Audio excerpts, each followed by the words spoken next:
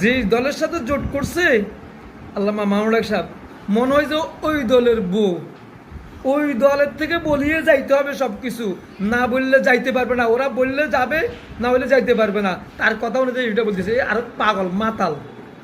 আবার বলছে কি, বলতেছে কি মোহাম্মদপুরে আল্লামা মামুনুল হক সাহেবে কি একজন চেয়ারম্যান হবার যোগ্যতা রাখে না। তাইলে তাইলে তো বোঝা গেছে তোমাদের সাথে তো জোটে ছিল, তাইলে তিনি এমপি হইল না কেন সেটা বলো, সেটার উত্তর দাও। তো তাহলে তোমাদের ভোট কই? তাহলে তোমাদের ভোট কই সেটা বলো। তাইলে বুঝা যাচ্ছে আল্লামা মামুনুল হক সাহেবকে তোমরাই হারাইছো। আসসালামু আলাইকুম রহমতুল্লাহ বারাকাতুহু। সম্মানিত প্রিয় দেশবাসী, আপনারা দেখতেছেন গোড়া মোটা আগা চিকন, মাথার চুল নেওয়ালা, টাক মুরাদ এর মতন এক লোক, তার নামটাও ধরতে আমার লজ্জা হয়। সে এক এক সময় এক এক কথা বলে, মনে চাচ্ছে না ভিডিওটা করি, তারপরে না করি আর পারতেছি না। এই পাগলা মুরাদের মতন আরক মাতাল ভাইরাল হওয়ার নেশায় সেই আল্লামা মামুনুল হক সাহেবের কথা তুলে ধরছে। যেমন আমিরে হেফাজত আল্লামা মহিবুল্লাহ বাবনগর সাহেবের ডাকে 7টা ইসলামিক দল যখন ঐক্যবদ্ধ হচ্ছে, আল্লামা মামুনুল হক সাহেবও গেছেন। এখন তাদের চুলকানি শুরু হয়েছে। এখন আমার প্রশ্ন হচ্ছে, আল্লামা মামুনুল হক সাহেব কি যেই দলের সাথে জোটে আছে ওই দলের বউ নাকি? ওই দলের বউ নাকি? ওদের থেকে বলি যাইতে হবে, যেখানে যাইতে হবে সেখানে যাইতে হবে, তাদের থেকে বলি যাইতে হবে, ওই দলের বউ নাকি? যে দলের সাথে জোট করছে আল্লামা মামুনুল হক সাহেব, মনে হয় যে ওই দলের বউ। ওই দলের থেকে বলিয়ে যাইতে হবে সব কিছু, না বললে যাইতে পারবে না। ওরা বললে যাবে, না বললে যাইতে পারবে না। তার কথা অনুযায়ী এটা বলতেছে, আর পাগল মাতাল।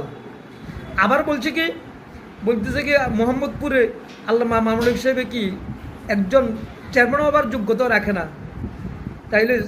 তাইলে তো বোঝা গেছে তোমাদের সাথে তো জোটে ছিল, তাইলে তিনি এমপি হইল না কেন সেটা বলো, সেটার উত্তর দাও। তো তাহলে তোমাদের ভোট কই? তাহলে তোমাদের ভোট কই সেটা বলো। আমি তো মনে করি তাইলে বুঝা যাচ্ছে আল্লামা মামুনুল হক সাহেবকে তোমরাই হারাইছো। এটা স্পষ্ট প্রমাণ করে। আল্লামা মামুনুল হক সাহেবকে তোমাদের প্রধান হাইকমান্ডকে জিতানোর জন্যই তোমরা হারাইছো এটা। তাইলে উনি বিজয় হয়েছে, ভালো কথা। তাইলে পরবর্তীতে পরাজয় কেন? তাহলে তোমরাই পরাজয় করাইছো। তোমাদের ভোট প্রচুর, তাইলে ভোট এগুলো কোথায় গেছে?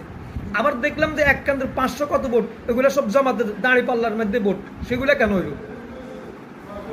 ওই ভোটগুলো কেন পাল্লায় 500 ভোট? তাইলে বোঝা গেছে ওই যে কয়েক কেন্দ্র পাইছে মাত্র 500 ভোট। তোমাদের ভোট হলো মাত্র 500 মোহাম্মদপুরে। এত বড় গলা কথা কেন বলছো? নিজেরা নিজেদের বাকি অন্য আসনে কমি অঙ্গনের ওলামা একরাম তোমাদেরকে কি ভোট দেয় নাই? তোমরা এত এমপি কীভাবে হইলে? অন্য সময় তো 10টা 15টা পাইছো, আর অন্য সময় তো পাও নাই। এখন দেন এবার দেন মোট ইন টোটাল 70টার মতো যে হয়েছে প্রায়, তাহলে এগুলো কার ভোট হয়েছে বলো? এগুলো তো অবশ্যই কমি অঙ্গনের ভোটের, কৌমিদের ভোটে, কৌমিদের সাথে ঐক্য থাকার কারণে ওই ভোটগুলো ওই 70টা পাইছো, নত ওই 70টাও পাইতে না, বোঝা যাইতেছে এটা। অন্য সময় তো অন্য জোটের সাথে হয়েছে গেছো না, তো ওই সময় কটা পাইছো? ওই সময় তো 3টা পাইছো, 4টা পাইছো, 15টা পাইছো। কওমি অঙ্গনের সাথে থাকার কারণে, আল্লামা মামুনুল সাহেবের সাথে থাকার কারণে 70টার উপরে তোমরা সিট পাইছো। তাইলে এখন আল্লামা মামুনুল সাহেব মাত্র 7 দলের সাথে ঐক্য, তিনি 7 দলের সাথে যাবে, তিনি আর ঘরানা লোক, ওদের সাথে থাকবে না তোমাদের সাথে তোমাদেরটা আছে, ওই জন্য ওইখানে যাইতে পারবে না। এটা তো তোমাদের বউ হয় নাই, তোমাদের সাথে তো এমনই যারা হয় নাই, তো তোমাদের কাছেই দেখতে হবে। এটা কি তোমাদের বউ হয়েছে নাকি? তোমাদের হাইকমান্ড ছাড়া, তোমাদের কমান্ড ছাড়া ওদিক সেদিক যেতে পারবে না? কি কথাবার্তা, মাথার কি মাথা ঠিক আছে নি? মাথা মধ্যে সব গোবর হয়ে গেছে না? এরপরে তিনি কোথায় মাহফিল করবে, কোথায় কোন সমাবেশে যাবে, কোন রাজনৈতিক সমাবেশে যাবে, তোমাদের সাথে জোটে যেটা আছে এটা তো তোমাদের সাথে আছে। বাকি অন্য কাদের সাথে যাবে না যাবে এটা তো ওনার ব্যক্তিগত বিষয়, ইনার দলের ব্যক্তিগত বিষয়। তোমাকে এটা তো নিয়ে এটা ওইটা নিয়ে তোমাদের নাক গলা তো প্রশ্নই আসে না। এটা কি ওনাকে কিনে নিছো নাকি? ওটা কি তোমাদের প্যাটের লোক নাকি? এটা কি তোমাদের ঘরের বউ মনে হচ্ছে যে যাইতে পারবে না, ওদের কমান অনুসারে কমান ছাড়া কোনো দিকে যাইতে পারবে না। সে এক আজব খায়নি, একটু অনুসন্ধান বিষয় নেই, শুধুমাত্র গেছে তিনাকে 7 দলের প্রধান বানাবে, তোমাদের সাথে যেটা আছে থাকবে, থাকবে কি থাকবে না ভিন্ন বিষয়। একটা মানুষ 5 দোকানদার থেকেও মাল কিনে, তা একজনের সাথে তার বন্ধুর সম্পর্ক থাকতে পারে, সেই জন্য আর অন্য কোনো দোকানদার থেকে মাল কিনতে পারবে না। এটা কোথায় শিখছো?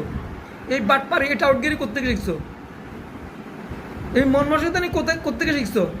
এক দোকানদার থেকে কোনো ব্যক্তি এক দোকানদারের সাথে তার বন্ধুত্ব সম্পর্ক আছে, ভালো কথা, সে কি আর অন্য কোনো দোকান থেকে মাল কিনে না? অন্য কোনো দোকানে যায় না? অন্য দোকান থেকে সদাই কিনে না? অন্য কোনো দোকানদারের সাথে তার সম্পর্ক থাকতে পারে না? কথাবার্তা আল্লামা মাওলানা সাহেবের বিষয়ে কথাবার্তা সাবধানে বলবে, হিসাব নিকাশ করে কথা বলবে। মনে করো যেমনি এমনি বলবে সারি গেছে, এসব টাউটগিরি আর বাটপারি কথা বাদ দাও। আমি বলবো উপরের লেভেলের হাইকমান্ডের যে সমস্ত বাইরে আছেন, দায়িত্বশীল জামাত ইসলামের আছেন, যে আল্লামা মাওলানা সাহেবকে নিয়ে এই বিষয়গুলো নিয়ে আলোচনা করছি, তাকে আপনাদের যদি দলীয় হয় আপনাদের তাকে বহিষ্কার করুন দ্রুত, আর না হয় তার বিরুদ্ধে আপনারা দ্রুত বিবৃতি দেন।